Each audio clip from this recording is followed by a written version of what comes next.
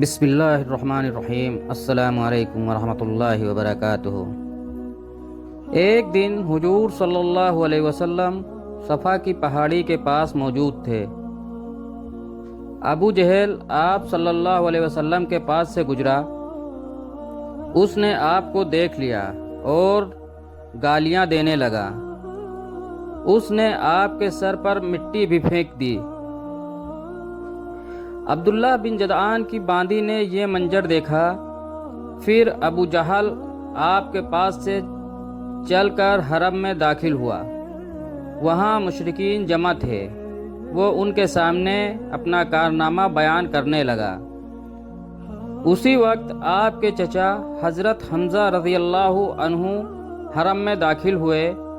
یہ اس وقت تک مسلمان نہیں ہوئے تھے۔ تلوار ان کی کمر سے لٹک رہی تھی۔ وہ اس وقت شکار سے واپس آئے تھے۔ ان کی عادت تھی کہ جب شکار سے لوٹتے تو پہلے حرم جا کر طواف کرتے تھے، پھر گھر جاتے تھے۔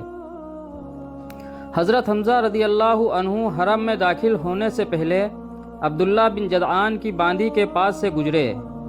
اس نے سارا منظر خاموشی سے دیکھا اور سنا تھا۔ اس نے حضرت حمزہ رضی اللہ عنہ سے کہا، اے حمزہ، کچھ خبر بھی ہے؟ ابھی یہاں ابو حکم بن حسام ابو جہل نے تمہارے بھتیجے کے ساتھ کیا سلوک کیا ہے؟ وہ یہاں بیٹھے تھے۔ ابو جہل نے انہیں دیکھ لیا، انہیں تکالیف پہنچائیں، گالیاں دیں اور بہت بری طرح پیش آیا۔ آپ کے بھتیجے نے جواب میں اسے کچھ بھی نہ کہا۔ ساری بات سن کر حضرت حمزہ رضی اللہ عنہ نے کہا، تم جو کچھ بیان کر رہی ہو، کیا یہ تم نے اپنی آنکھوں سے دیکھا ہے؟ اس نے کہا، ہاں، میں نے خود دیکھا ہے۔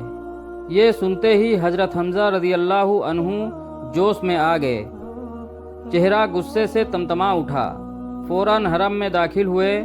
وہاں ابو جہل موجود تھا۔ وہ قریشیوں کے درمیان میں بیٹھا تھا۔ یہ سیدھے اس تک جا پہنچے۔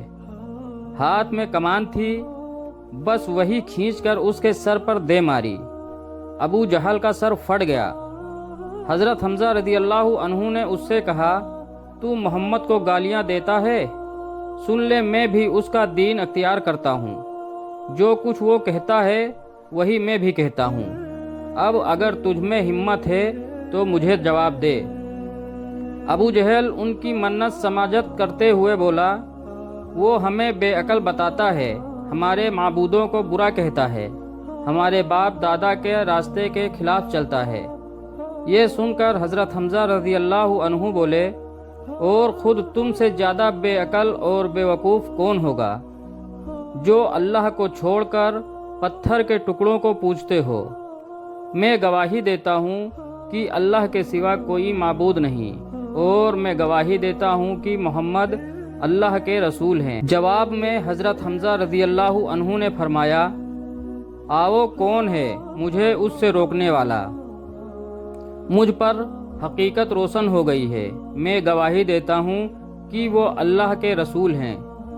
جو کچھ وہ کہتے ہیں وہ حق اور سچائی ہے۔ اللہ کی قسم، میں انہیں نہیں چھوڑوں گا۔ اگر تم سچے ہو تو مجھے روک کر دکھاؤ۔ یہ سن کر ابو جہل نے اپنے لوگوں سے کہا، ابو عمارہ یعنی حضرت حمزہ رضی اللہ عنہ کو چھوڑ دو۔ میں نے واقعی ان کے بھتیجے کے ساتھ ابھی کچھ برا سلوک کیا تھا۔ وہ لوگ ہٹ گئے۔ حضرت حمزہ رضی اللہ عنہ گھر پہنچے۔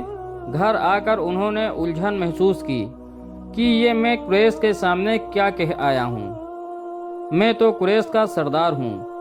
لیکن پھر ان کا ضمیر انہیں ملامت کرنے لگا۔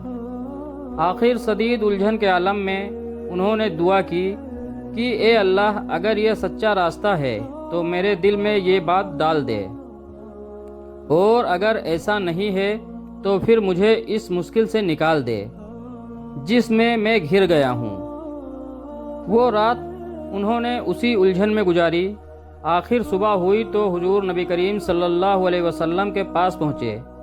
آپ سے عرض کیا، بھتیجے، میں ایسے معاملے میں الجھ گیا ہوں کہ مجھے اس سے نکلنے کا کوئی راستہ سجھائی نہیں دیتا، اور ایک ایسی صورتحال میں رہنا جس کے بارے میں نہیں جانتا یہ سچائی ہے یا نہیں، بہت سخت معاملہ ہے۔